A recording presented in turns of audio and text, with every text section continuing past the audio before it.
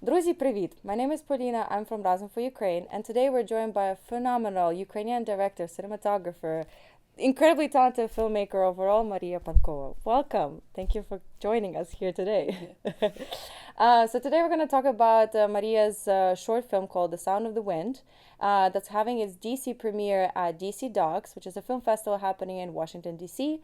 from June 13th to the 16th. Your screening is going to be on June 16th, 5:30 p.m. at Landmark E Street Cinema. So make sure to come and join, see it on the big screen.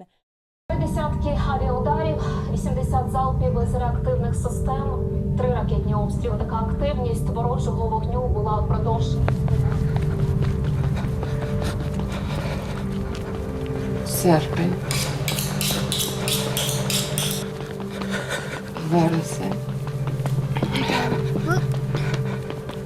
жовтень, листопад, 10 місяців.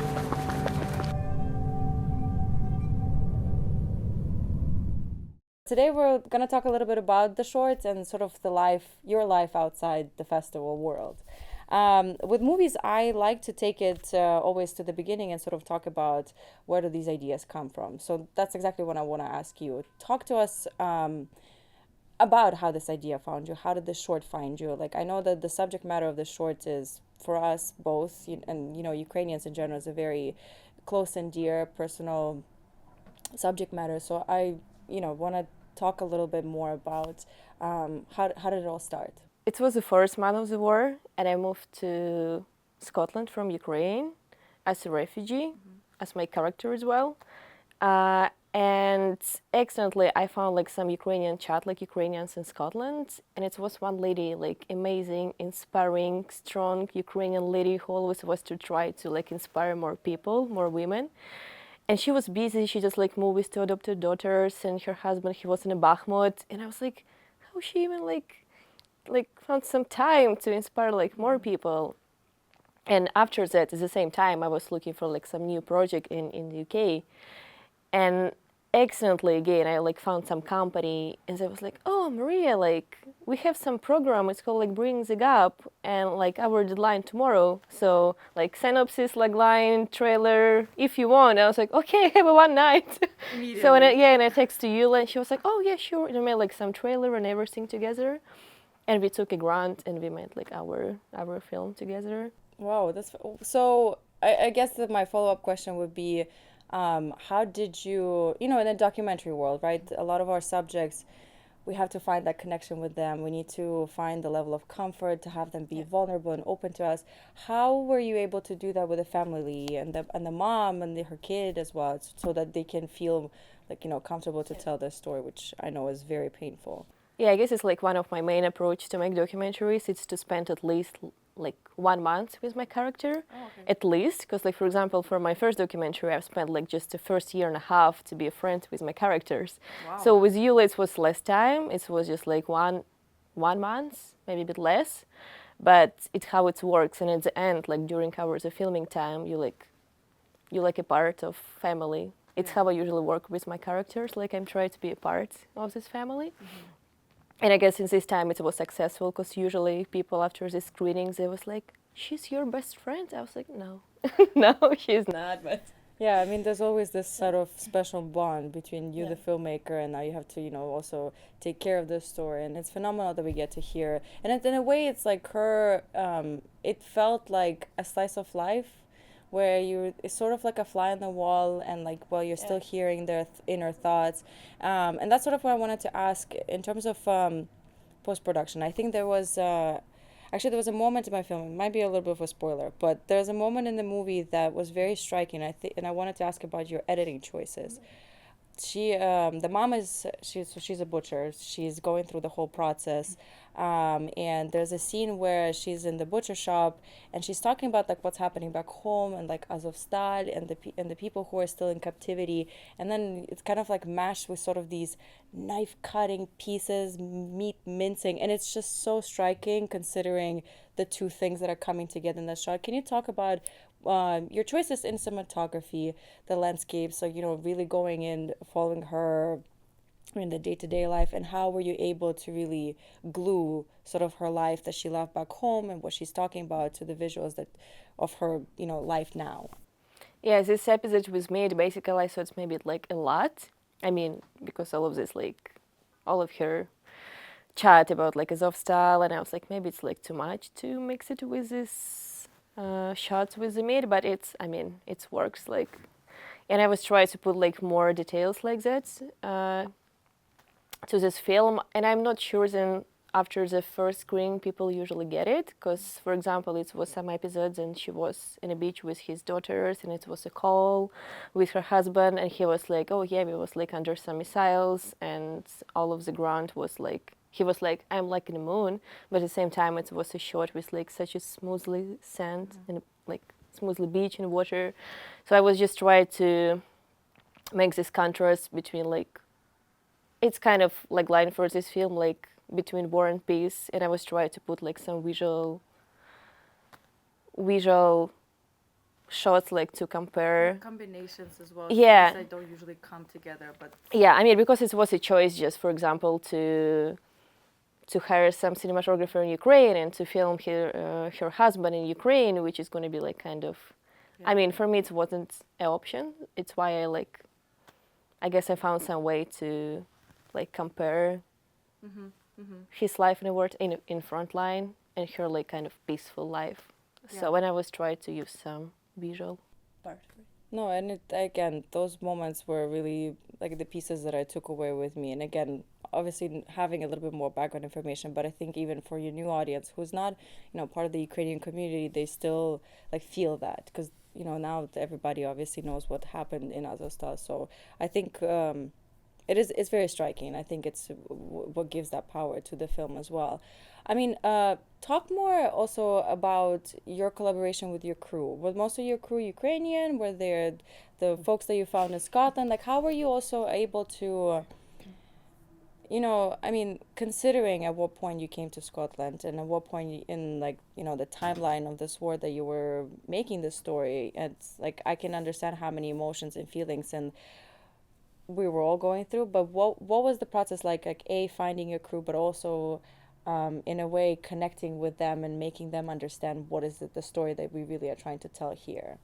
Well, basically about story, it took me some time because at the beginning, like in the first year, my English was so bad, and my producer Sof, she's an amazing person, she's so talented, and at the moment she was pregnant and like, oh my gosh, it was like so emotional period. She was like, Maria, I have no idea what you're talking about, and we just had like some chat, like business chat about our film through some like translator, and it was so bad. I love that. But I mean, we made it. Yeah. So I was kind of lucky, like especially with Sof, with my producer, and we got lots of support from CDI, from Scottish Documentary Institute, who like, we got this grant for them, and yeah, and after like our crew was kind of small because we got some budget, but it was my decision to be just on my own with my character because it's like such a personal story, and I was like, I don't need any assistants, I don't need any sound So it was just person. you? Yeah. Wow. I mean, of course, in post production it was. Yes. Yeah, but yeah, it was my decision to be just on my own because I mean I used to live with Yule for like a couple of weeks, so. And like if you need some like really personal and real emotion stuff, you just have to be right. Well, on that kind of taking that thought further, now that you've screened your shorts at pretty prestigious film festivals around the US, so massive congratulations on that. It's Europe as well. Yeah, period. But in fact, even with Europe, but like comparing how audience reception, how was it different maybe between the European audiences or if you were able to attend those screenings and the audiences here in the US, and especially maybe in the US, is there like any particular reaction or maybe somebody shared a story of some sort in reaction to your film? It's something stick with you. Yeah, it's interesting to compare because after our world premiere, which was in Edinburgh Film Festival, we got our, it was our European premiere in Tallinn Black Nights Film Festival. I don't know, people in Europe, so I was like, oh, like, yeah, we know what's going on, especially this Tallinn Film Festival, which is like, I mean, they're really Massive. yeah, there was like, yeah, we know what's going on. So it definitely was some support and nice feedback. But I'm more excited about screening in the United States because usually people just like, we've never heard something like. So you get the first Ukrainian. Yeah, it was like in a big sky. It's Oh, like yeah? people was like, we've never seen any Ukrainians in real life, and it was really successful because after the like screening, a lot of people say, like, Maria, like we've seen your film, how we can help Ukraine, and it's like such a strong and like the best review for me. But yeah, I guess like in the United States, I'm more curious about like to share more. It's like such a nice opportunity, and for me now to share more about war with this film. I mean, considering when your film started making the festival circles or journeys, it's like, you know, the one of the again, like, except for a lot of people, it tends to be like the first point of interaction with Ukraine and hearing their stories from Ukrainian perspectives also. Thank you for the advocacy work that essentially you were doing as a filmmaker. That's really impressive. Yeah, so it just reminds me, like, people usually, I like this comment, which is true.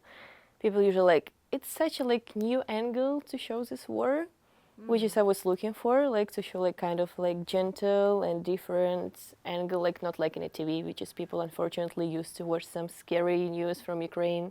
Yeah. And I was like try to find like some gentle angle to show it, and it's worked. So Great. Well, that means we have to show it not just in DC, but more all around. I mean, let's talk about outside film festival world. I mean, you also were part of the programming team at one of the festivals in Colorado, bringing Ukrainian stories there, so that's huge. And of course, you just recently did a BAFTA masterclass, which is impressive.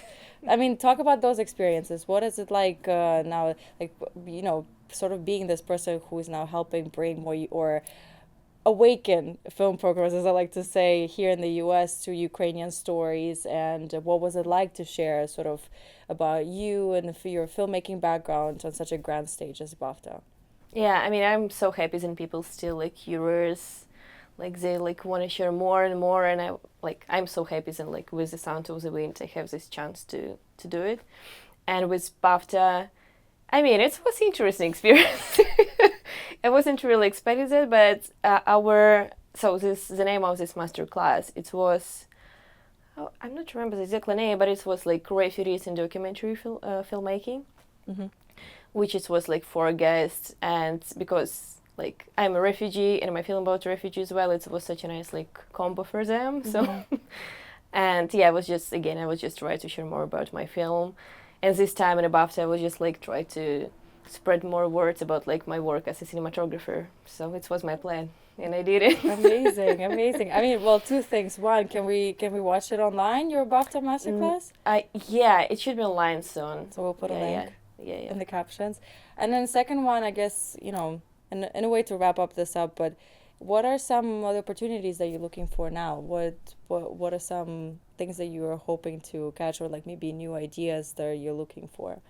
Well, basically, I'm just recently moved to New York, and I was looking for like something peaceful in New York, but it sounds like I really want to make something else in Ukraine again, like more. So we will see. Like, I will be happy to find something here, but at the same time, I feel like we have to do more as a filmmakers in Ukraine now. So.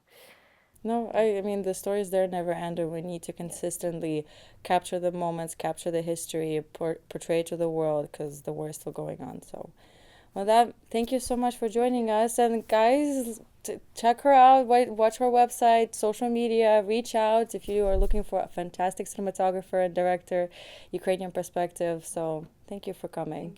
Thank you.